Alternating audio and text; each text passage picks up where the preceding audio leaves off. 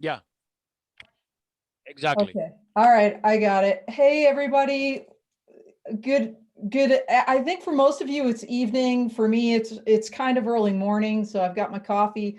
Great to see everybody and so many friends out there. I can't wait. I hope to be with you next year in person. I see Fulvia out there, you mean, of course, Kimon, and so many others. So thanks so much, Kimon, for inviting me back. It's such an honor and a privilege to be here. Today, I'm going to talk, just again, take kind of a hard right. I know you were just talking about science and math. And as Kimon said, I'm not an engineer. So I'm going to focus on my area of comfort, which is regulations. And we're going to talk today about an around the world review of drone regulations. Now, my caveat up front is, I'm not going to hit every country. And what I would ask you is, if you have information about what's happening in your country and you want to reach out to me, please do that, because I'm always wanting to expand, right, this repertoire and let other people know and educate other people on regulations going on around the globe. So let's go ahead and start. I'll do a quick introduction. So here's how I'm going to do this briefing. I have these basically several countries that I'm going to hit, several continents actually, and I'm going to frame it up in terms of what's new, what's happening there, and what's next on the horizon.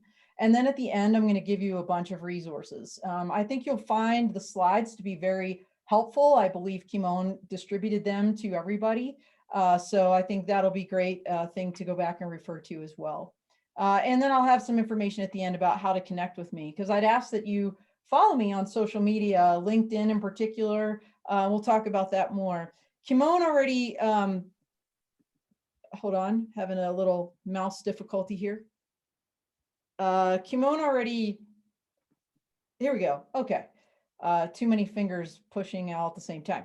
Kimon already gave you the introduction of my background, so I'm not going to get into that. One thing he didn't mention is that because there's so many academics on this network here, I'm also an adjunct professor at Colorado State University at Pueblo, and I teach Homeland Security there. So that's just one of the many other things I'm also doing in my spare time. All right. So I'm going to start with the United States. Probably a lot of you are familiar with that. Obviously, that's where I live and where I'm most familiar. And what I don't have on this slide is kind of the recap or the background. And just super quick, I think most of you know that in 2016, the Federal Aviation Administration passed Part 107. That is the small UAS rule. And that really opened up the skies to commercial drone operations here in the United States.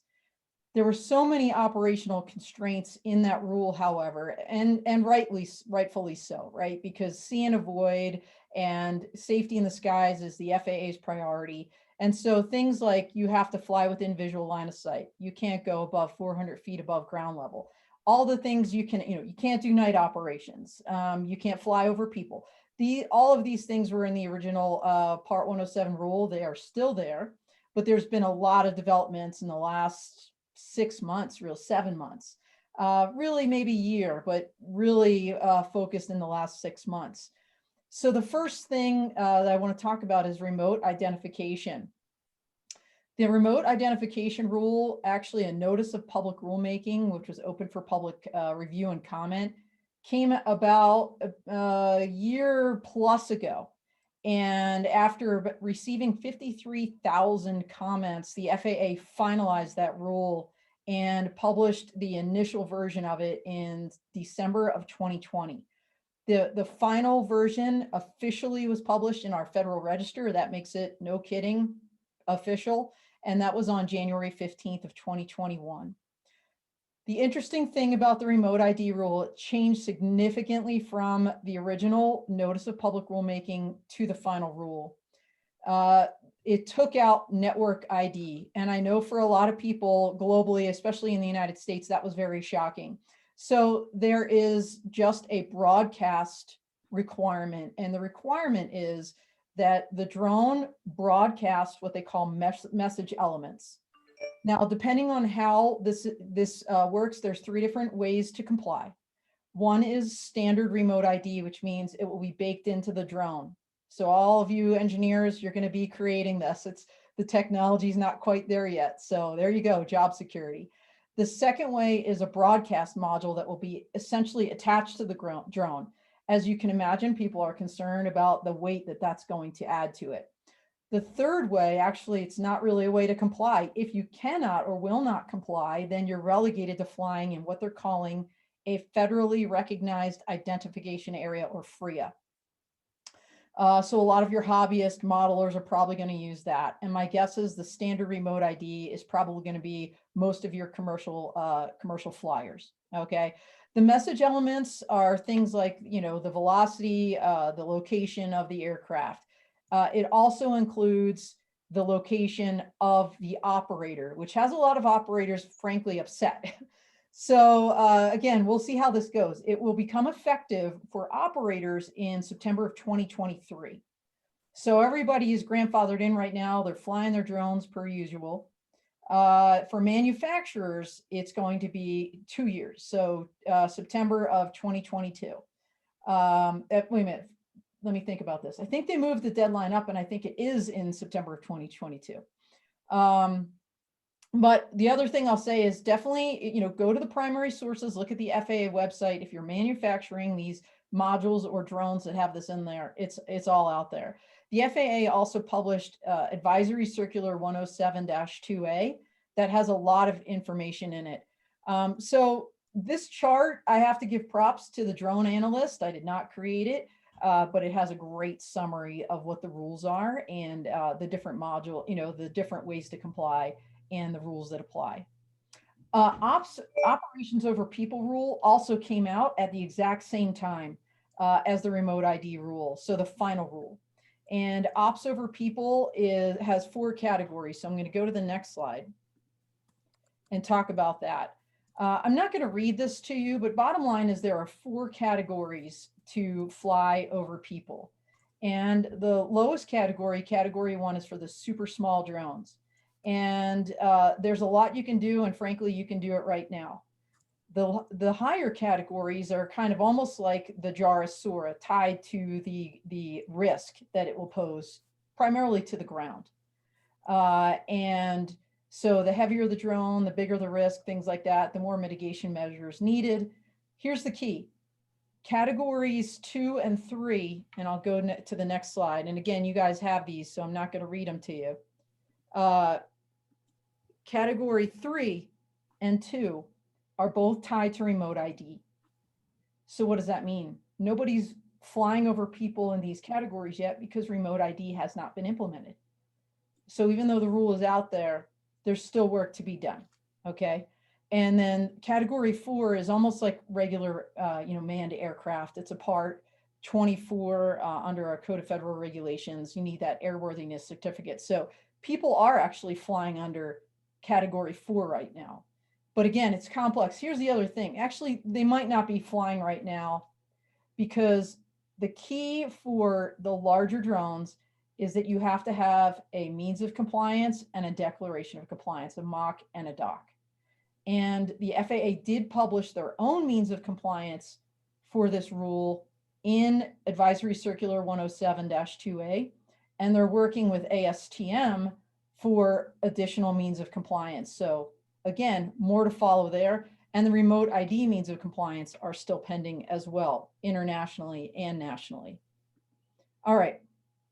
Night operations was in the operations over people rule. So the rule's kind of misnamed in a way, but this is something that can happen right now. And all you need on your drone are lights. You have to keep it within 3 statute miles, visible, and at the appropriate flash rate. And there is some new training that the FAA has pushed out. Once you take that training, you keep the certificate, with you, good to go. So night operations are happening. So that's very exciting. All right, what's next in the United States? Well, it's kind of new and next all at the same time. We have a pretty robust research and development ecosystem here in the US. And one of the keystone programs was called the Integration Pilot Program, or the IPP. You all may have heard of that. That ended. It was a 3-year program. It ended in October of 2020. the next phase of the IPP is called Beyond. And essentially, you have all of the same participants from the IPP that just rolled over to the Beyond, and they're continuing that work. The focus of Beyond primarily is beyond visual line of sight. And so there's the only participant that did not continue on was the city of San Diego for some lack of funding. But folks like the Choctaw Nation of Oklahoma, the North Carolina Department of Transportation, the North Dakota Department of Transportation, all of these folks are still involved in Beyond. And it's a great program because they partner, it's a public-private partnership where these different groups partner with the FAA, but then the groups partner with private industry directly and do this research at that location. So more to follow there. I know we're going to see some great stuff out of Beyond because we saw it out of the IPP. We had the first, in fact, that's a great segue to drone deliveries. We had the first drone airlines approved through this R&D ecosystem when UPS Flight Forward obtained approvals for the first drone airline in the country. We also more recently under Part 135, again, that's kind of more the commercial on-demand airline rule that they're applying to drones for these complex operations. We just had some more folks in North Carolina get those kind of approvals, and they're delivering food and drinks and all kinds of things down there. Here's the other thing people don't realize, or a lot of people didn't realize until more recently. Part 107 actually enables drone deliveries. And so there's a very small handful of companies utilizing Part 107. The challenge with Part 107 is you still need the visual line of sight unless you get a waiver.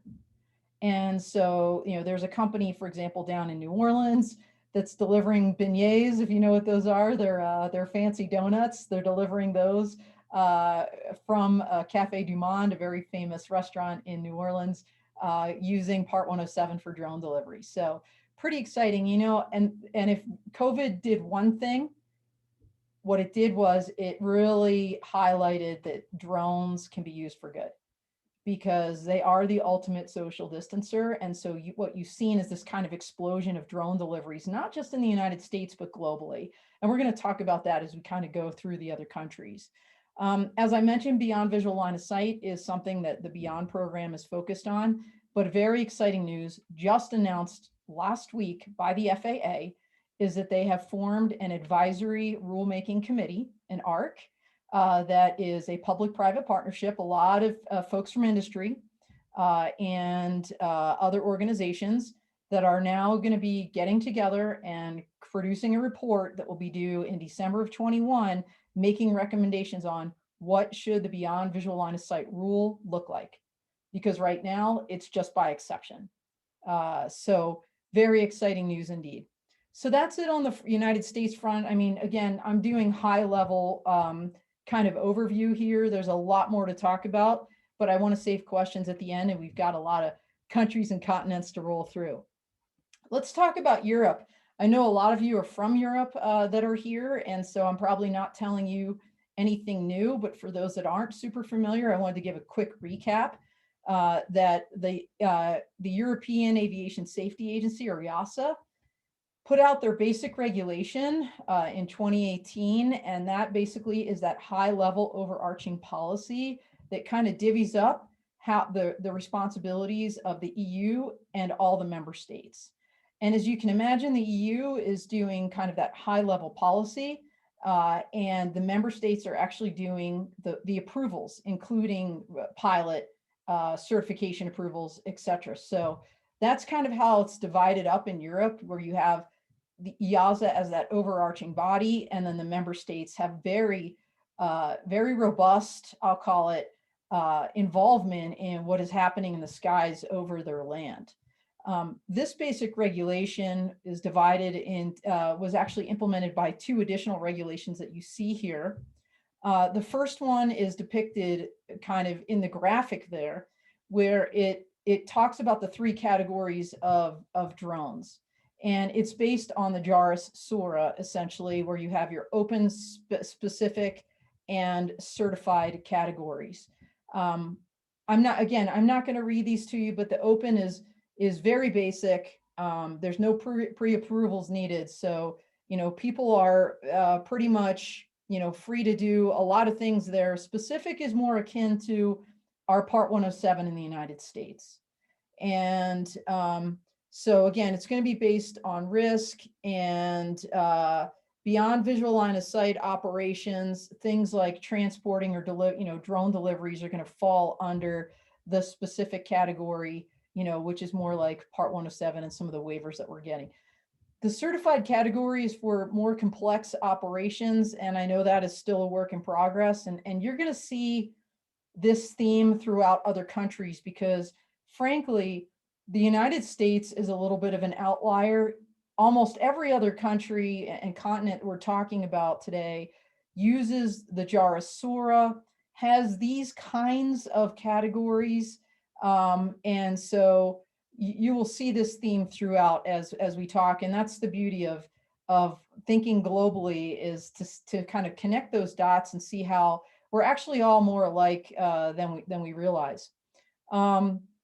The second regulation, 2019-975, that's the one that contains remote identification requirement. Also, this idea of class markings, and those class markings are standard just for other products throughout the European Union, and for drones, it's C0 to C6 that applies, and those are tied to the remote ID requirement.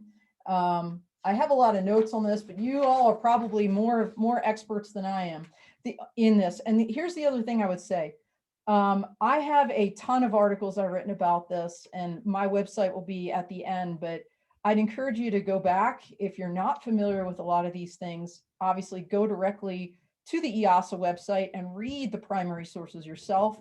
But if you want a summary of those, go ahead and check out my website. I post all my articles up there, and I had the real privilege to have, and I know he's a friend to many of you, Yves Morier, formerly from IASA, on my podcast, and on Drop-In Audio Chat Clubhouse with me. And he helped me write a pretty great article for Drone Life recently about this. So go ahead and check that out. Okay, the last thing I'll talk about is the U-Space regulation. And U-Space is really the European version of unmanned traffic management. By the way, you notice I didn't talk a lot about that in the context of the United States, unmanned traffic management, or UTM. That is also part of a research and development process, I'll call it, in the United States. There's a unmanned traffic management, the UPP, that remains ongoing. So that R&D continuing.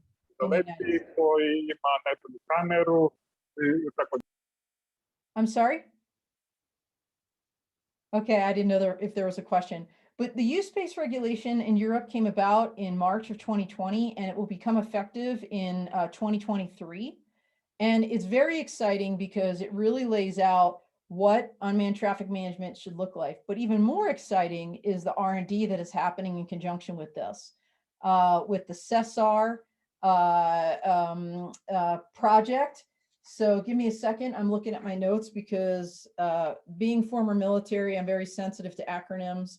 And for those that are not overly familiar with it, it is the, hold on, I'm old and I'm going to use my glasses so I can actually see what I wrote. SESAR, U-Space. I apologize. I'm looking here. U-Space.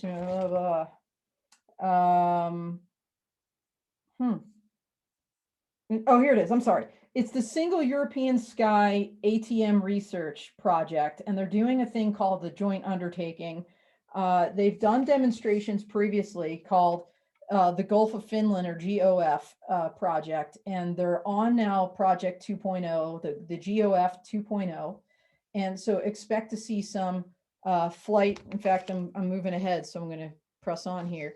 Expect to see some flight demonstrations in the fall of 21. Several countries involved. Very exciting because they're going to be flying everything from small drones and using an integrated framework to actually large passenger type vertical takeoff and landing aircraft. So I can't wait to see what comes out of this, because they're just doing amazing things there.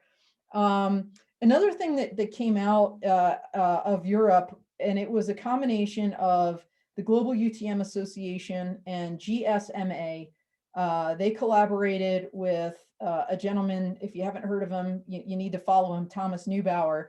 Thomas is the vice president of innovations at Tioco and a co-founder of Dimentor. He helped and worked with Gutma and Gusma to create a new definition. It's called the Aerial Connectivity Joint Activity, ACJA, interface for data exchange. And it's a connection between the mobile network operators and a UTM ecosystem network coverage service definition. And so you need to check that out, because this is how everything's going to connect. And when I say everything, I kind of glossed over the USpace requirements. There's going to be third-party uniform service suppliers that will be kind of that link between the drone service provider, the drone pilot, and companies, and these mobile network operators. And this definition shows how all of this links together. But there's actually 4 requirements under USpace that the USSPs will have to basically be able to link up for these folks. Flight authorizations for controlled and uncontrolled airspace, geo-awareness information for UAS geographic zones, network identification to track the drones through both network and broadcast that will be sent out to providers and operators in addition to remote ID, and traffic information. So those are the 4 required things under USpace. And this definition helps link all of that up through cloud-based technology. There's 2 additional USSP optional services, and those are tracking services through real-time historical drone telemetry data and weather information. So really, really great stuff, and that this definition is out there, that they're testing it out in the fall. What else is new? Well, what can we expect? So I mentioned that the certified category, that 3rd category of drone operational, the operational category for drones in Europe, there are 2 pending notices of proposed amendment. That's like our notice of proposed rulemaking in the United States. And those are going to be published. One is for type 3 operations, and that's going to be issued in 2022. That's more your vertical takeoff and landing type operations, very super complex and interesting. That is first on the list. The other 2, type 1 and 2 operations, will be issued in 2023, and that's more focused on cargo drones and operations in congested and urban areas. What else is coming up? There's technical requirement standards coming out for direct remote ID, for light drones and geo-awareness, so keep your eyes peeled for that. And that's all part of a rolling plan that is being maintained by the European Unmanned Aircraft Standard Coordination Group, or EUSCG, which is hosted by EuroK. And finally, we talked about, and there's acceptable means of compliance, guidance material and standards also expected to come out for the USpace regulation, and that is scheduled for this year. So there's never a dull moment in the standards, regulatory and policy arena anywhere in the world, and it's a really exciting time to be in this industry, to be sure. All right, let's talk about Canada.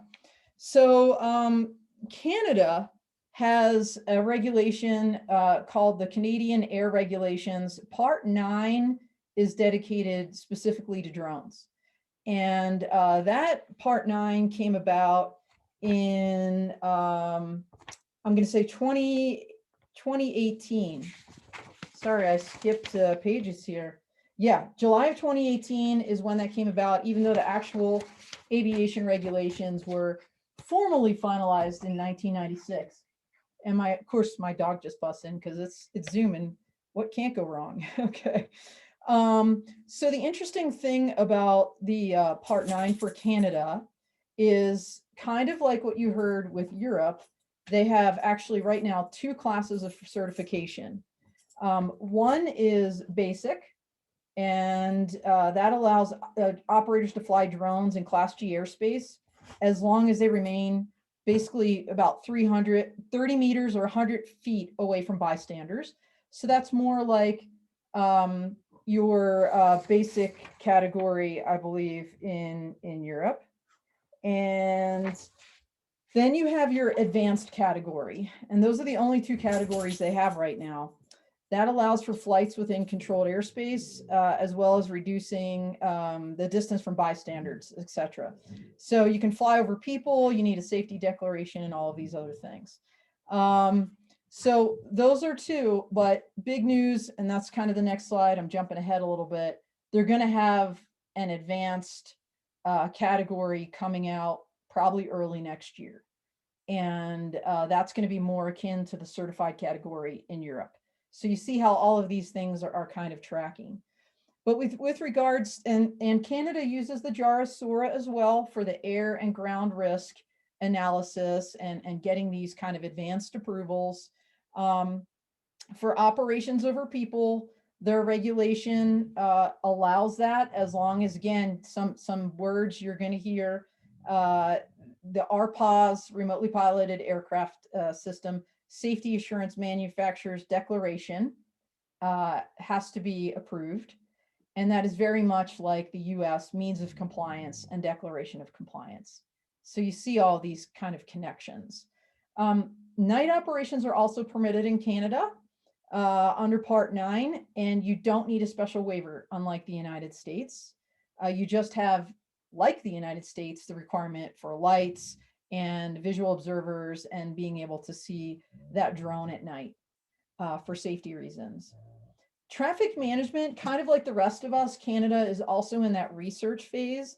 So they have an RPAS traffic management action team and a related R&D project. And they're doing a number of trials throughout Canada this year. And kind of exciting, there's another program called the Canadian Pathfinder that's sponsored by Iris Automation. And with their visual detect and avoid system, visual based, they've gotten approvals from Transport Canada, which is the FAA and IASA equivalent in Canada, to use that technology for beyond visual line of sight throughout the country. Complex operations in Canada, as I mentioned, they're going to apply the JARA SORA. And what you need to do those is what they're calling a specific flight operations certificate, or SFOC. And that is very similar to the FAA waiver under Part 107. They're being, as you would expect, cautious with regards to giving those permissions. And so right now they're focused on atypical or uncontrolled airspace for those kind of approvals, not so much in urban airspace. So the exciting news I actually just got this morning from one of my partners, Volatus Aerospace, which is the largest drone service provider in Canada, is that they just received a nationwide SFOC for beyond visual line of sight. So that's well ahead of schedule. I know they were targeting December of this year, and that's super exciting because now they're just going to be really opening up the skies there. So check out Volatus Aerospace. They're doing some great things. Okay, let's see. What is next? What is next in Canada for beyond visual line of sight is they're already drafting rules. Unlike the United States, who just formed an advisory rule committee, in Canada, they've already have a draft. Again, there's people doing this work. They expect a regulation for low risk BVLOS operations to come out I'm sorry, it's not December of 22. It's December of 21, but the final rule in early 2022. So pardon that typo, think December 21 there. As I mentioned, advanced operator certificate is kind of that third, more advanced category of operations. Expect to see that coming soon, probably again, sometime in early 2022. Also expect to see as a part of that training requirement. So that makes a lot of sense. And there's a lot of great work being done. And there'll be an examination as well to obtain that advanced operator certificate. That's all kind of under the wire advanced news from people that I know that are working with Transport Canada as they create these rules. So you guys get the advanced word. And as I mentioned, RPA's traffic management, they are very much involved in R&D for that. So more to follow. And I'd say in the next couple of years, you're going to see some amazing things happening on the regulatory side. All right, let's talk about Australia. So Australia has, their own Manual of Standards 101, the MOS 101, that has all the rules for drone operations. Chapter 5, by the way, is completely dedicated to beyond visual line of sight and extended visual line of sight, which we're going to talk here about here in a second. They also apply the JARA SORA, and they have 3 categories. So they have recreational, excluded operations, which is more like the US Part 107 and what you guys are seeing in the specified category. And then the remote operator's certificate. The remote operator certificate is more when you think about commercial drone operations, that's what commercial businesses are getting, is this remote operation certificate. So let's talk a little bit about that. The excluded category, again, more like Part 107, it's again up to 55 pounds. I didn't mention that, but universally and globally, that seems to be the cutoff for these initial commercial operations. They just added a registration fee that's $40, which, by the way, it's only like $5 US dollars in the United States. So that seems to be a lot of money, but that's what they're doing in Australia, which I think some people are upset about. There's basic training required, accreditation, record keeping, and things like that. Some of the operational conditions that apply are you have to be away from people 30 meters. Again, sound familiar? We just heard that in the context of Canada. You cannot fly at night, in the rain, in fog, over people, beyond visual line of sight, any of that under the excluded category. Okay. So what does this do? It enables, I'd say, pretty basic, like, real estate photography and farming and mining and things like that. The remote operations certificate, as I mentioned, that's the primary one that commercial operators are using, and a lot more complex. So you have to create an operations manual, maintain records, assign a chief pilot, have a maintenance controller for your drone operations. But the great news is you can operate outside of these standard conditions. You can engage in beyond visual line of sight and night operations and use autonomous drones as long as you have additional measures. And again, they're applying the JARA SORA. For complex operations like beyond visual line of sight, they've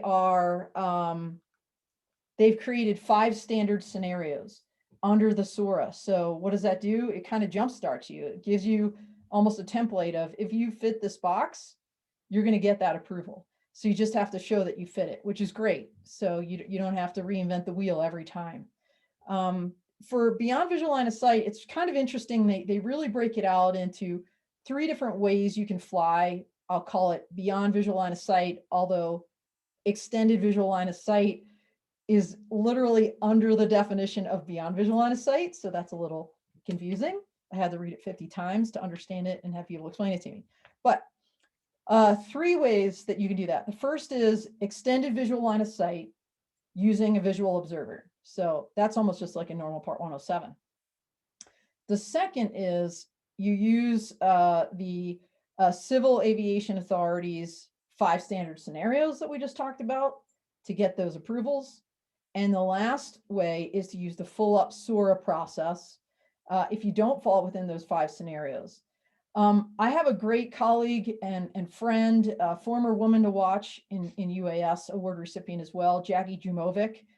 She is the CEO of Hover UAV, and they created a BVLOS hub that helps walk people through this process and obtain those approvals. They also created a remote operations center where they're doing all kinds of operations with Percepto, drone in the box drones, autonomous drones. So if you're ever going to fly in Australia, I'd say look Jackie up and check out what the work they're doing there at Hover. The really exciting news, and this is within less than 30 days, is Australia's Department of Infrastructure, Transport, Regional Development and Communications, or DITRDC, just issued this National Emerging Aviation Technologies Policy Statement, or the NEAT. That's funny. I'm sorry. The NEAT policy statement. It's great because what it does is provides overarching guidance of this is what we want to see. It's a whole of government approach working with state, local, tribal, territorial governments. And there's 4 components to it.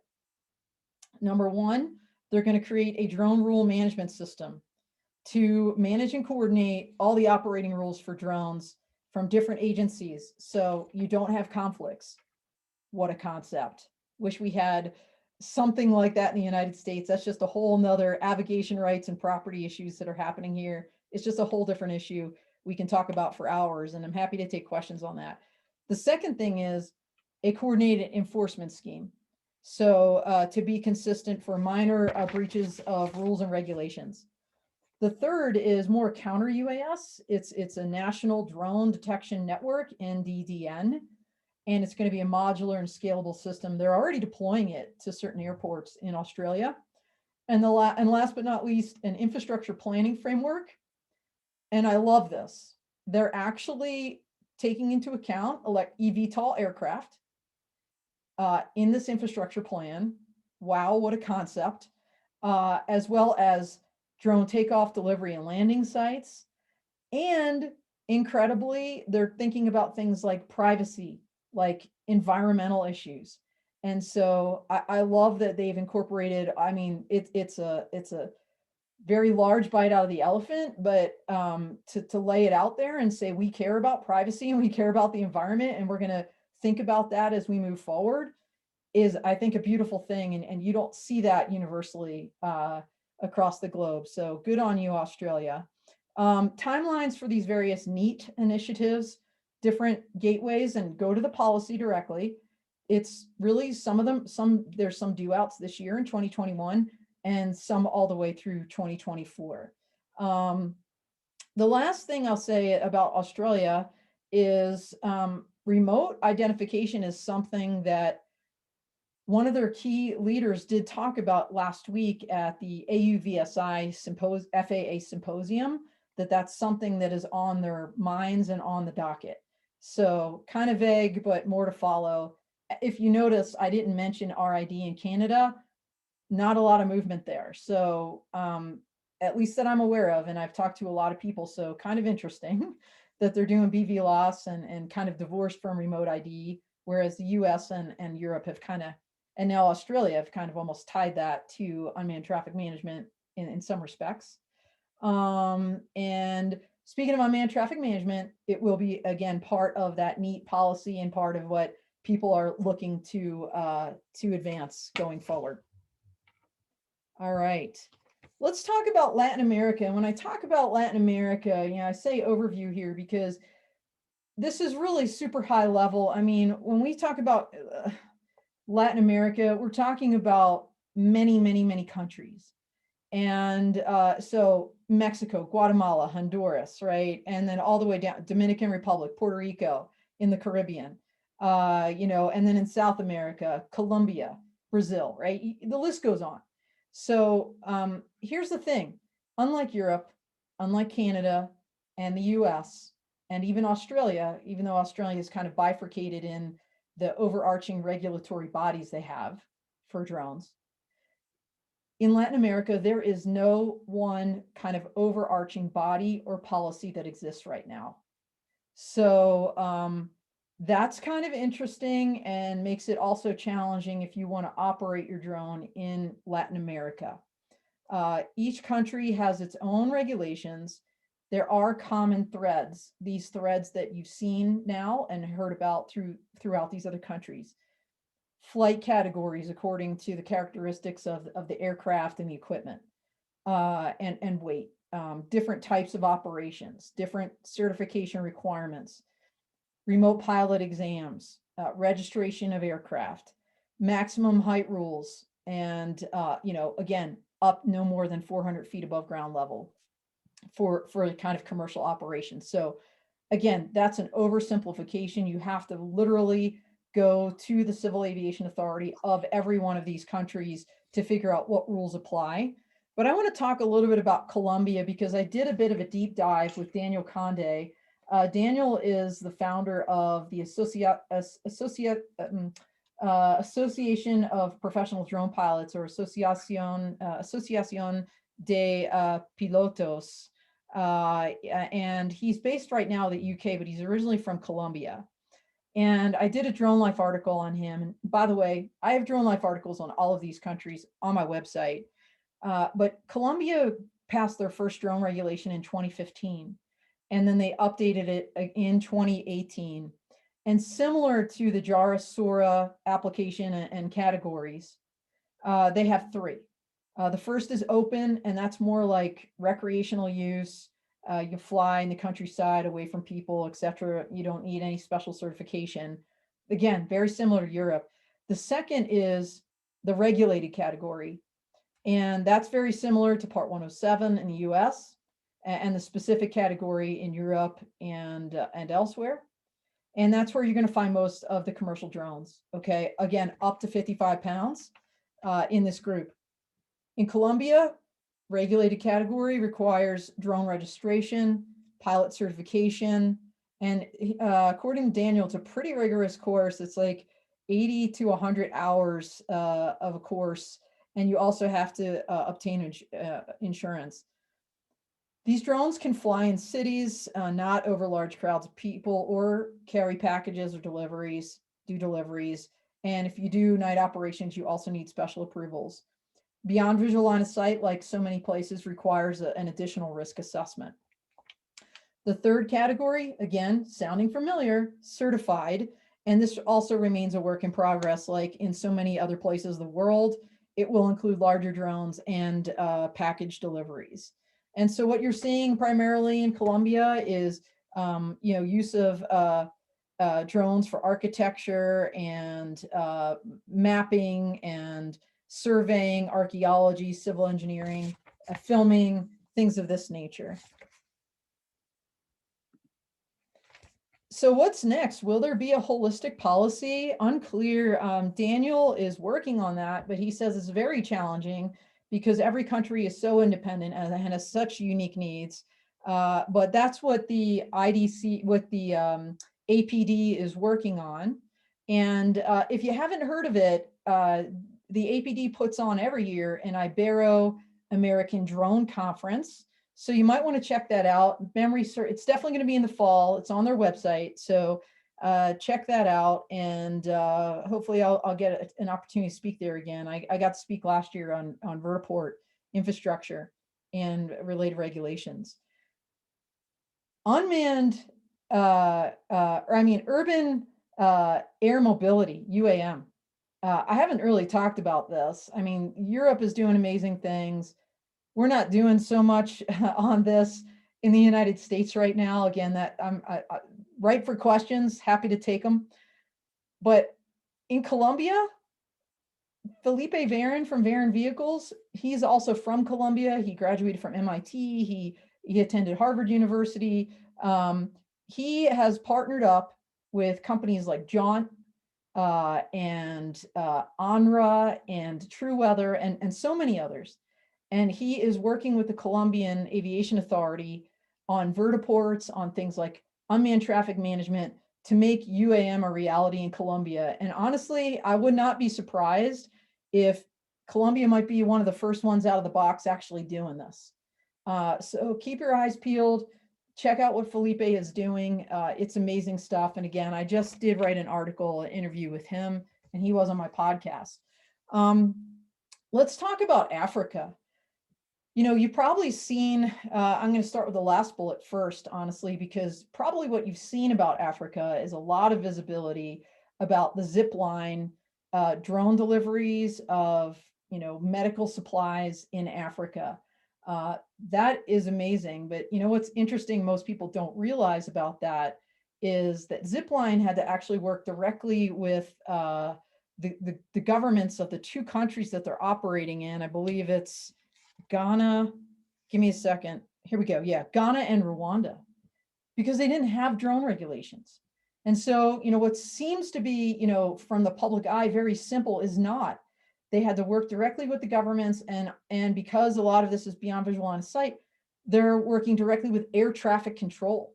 And they can do that, in Ghana and Rwanda, because the airspace isn't as cluttered as what you'd expect in a place like the United States or Canada, Australia, or Europe. So just a fun fact about that. But Zipline is doing amazing things, and drone deliveries are a thing, and very robust in certain parts of Africa. But from an overview standpoint, again, Africa, it's they call it the big continent for a reason. It's the second largest continent on the planet, and very diverse countries comprise it. And there is no, just like in Latin America, there's no overarching regulatory body when it comes to drones. And so that's a big frustration. That said, a fellow woman to watch, Denise Susilo, she received a woman leadership award as well. And that's what I received. She was on my podcast and gave me some input for my article. She says approximately 33% of African countries do have drone regulations in place. Okay, do that math. The reverse is that the rest of them don't. So a little more than a third have regulations, the rest don't. 25% though have some guidance, and the remainder of them just lack regulations altogether. Now you might think, oh, great, that means we can just do whatever we want. It's quite the opposite. If there's not a regulation there, you better not be flying your drone in Africa. You could get in a lot of trouble. So you really have to work with the aviation authorities in every country if there's not a regulation, which can be very challenging. So let's talk about South Africa in particular, because they were one of the ones in the forefront of Africa to put out the first drone regulation in 2015. In fact, they beat the United States. As I mentioned, Part 107 came out in 2016. Granted, we've been doing stuff before that, right, through other laws. But as regulations go, South Africa had one in 2015. And it follows the certification model. So very similar to what you're seeing in other countries. Part 101 of the South African Civil Aviation Regulations, or SACARs, governs commercial drone operations. And it very much tracks manned aircraft. And so when you think about this, and you think about some of the operations that people do or want to do commercially, like real estate photography, that could be theoretically a simple operation, all of these rules still apply to them. Rules like you have to have an air service license issued by the Air Service Licensing Council under the Department of Transport. You have to have a remote pilot's license and an RPAS operator certificate issued by the SACAA. Every drone has to be registered individually and placed on a remote operational specification, or OPSPEC. And those OPSPECs really very in a detailed way outline the operations that are going to be done. And you need one for every type of operation you're going to do. They also do very robust audits. So every year they'll go out, audit a company to see if they're complying. Now, if you are complying, you'll get your certificate automatically renewed. If you're not, you're going to have some homework to do. With regards to beyond visual line of sight and ops or over people both, Part 101 operations include these, as well as night operations, actually. And you can even go higher than 400 feet above ground level under certain conditions, but you need additional approvals. And we talked about drone deliveries. So that's kind of what's going on in Africa, and a lot of great things. What's next? Will the African Union step up and create some kind of EASA-like FAA, Transport Canada, CASA, regulation for African countries writ large? More to follow. Don't know. But the folks that I talk to, and they are experts in Africa, are really hoping that that will happen. They are working towards that, and they're also hoping that the JARA SORA is formally adopted, including the 3 categories of drone operations. For more information on drone regulations in Africa, because they are so nuanced, you can also check out that article, like I said. And that's a great segue actually to the next couple of slides I have here.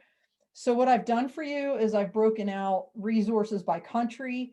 These are clearly, oh, I forgot to add the ARC. That's in the Federal Register. That just came out last week. So I'll get that to you. But you know, these are, again, not exclusive.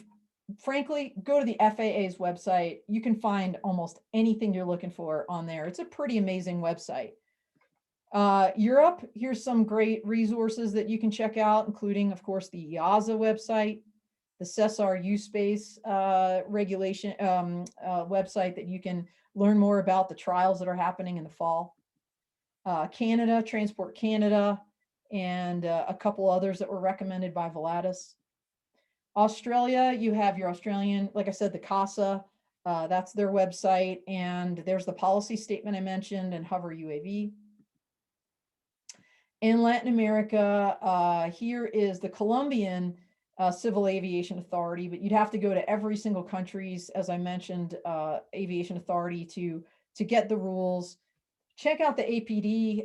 The APD actually has reciprocity agreements between countries. So if you're going to operate in Latin America, you want to reach out to them and see if you can get approval in one country. If it's reciprocal approval in another, they can definitely help with that. And like I said, the IDC, the conference that's coming up. Africa, again, here's South African, the link to their Civil Aviation Authority's website. I didn't mention this, but, you know, Women in Drones, which is they are the group that puts out the global awards, which, you know, I've mentioned a couple times now. By the way, I am the ambassador for that award. That wasn't mentioned in my bio either, because I want to pay that forward. It's been kind of life-changing for me to receive that award. They created Women in Drones Africa this year, and every Thursday they have a fireside chat that you can dial into. I recommend it. I mean, you should hear these amazing stories of what people are doing out there. So that's a website I commend to your attention, as well as this global drone regulations database that Denise Susilo and someone I know you all know, many of you know, David Guerin, he put that regulations database together on his own dime. I'd ask you to connect with me. So there's my website. Again, you guys have these slides. That's an email you can reach me. I have my own Patreon community. That's a subscription, but I have my blog behind that, and podcast and bonus footage. So I'm putting out a lot of great content. I think you guys would enjoy it. I encourage you to check it out and consider joining my Patreon community. I'm on Twitter, Instagram, Facebook, Clubhouse, the drop-in audio chat, and I do every Thursday a Drone Law Connections room. That's at 11 a.m. Eastern. This month we're dedicating to advanced air mobility topics, and we have tomorrow Jason. We have eVTOL Insights coming to talk to us, and they'll be on my podcast on Monday as well. And that's my last thing. That's a picture, but my podcast is Drones at Dawn. It's through Interdrone, and it's every Monday at 8 a.m. Mountain Time. And the Clubhouse and podcasts kind of track each other. So when it comes to content, next month I'm focused on education and training. And then, you know, I've got themes going every month. If all the back issues, all the back podcasts are on my on my Patreon community. And there's also another email you can reach me at, either way, Dawn or info@p3techconsulting.com. So that's all I have. I think there's a couple minutes for questions, so I'll stop talking and I'll stop sharing, and appreciate the opportunity again. It was a lot of fun. Thank you very much, Dawn. Thank you very, very much. Are there any questions, please? We have some time for questions. While you are thinking, I have a couple of questions to ask Dawn, and then you can follow me. So, Dawn, something I don't know how to put it in legal terms, so I'm gonna just say it in an engineering, based on an engineering way of thinking. How come in the United States, being one of the major manufacturers of UAVs, has lost its edge when it comes to the integration of unmanned aviation into the national airspace system? And that's number one question. And number two, whether I believe the Tesla accident where two people died is going to hold back regulations in the United States even more. I'm going to start with the second one first. Yeah.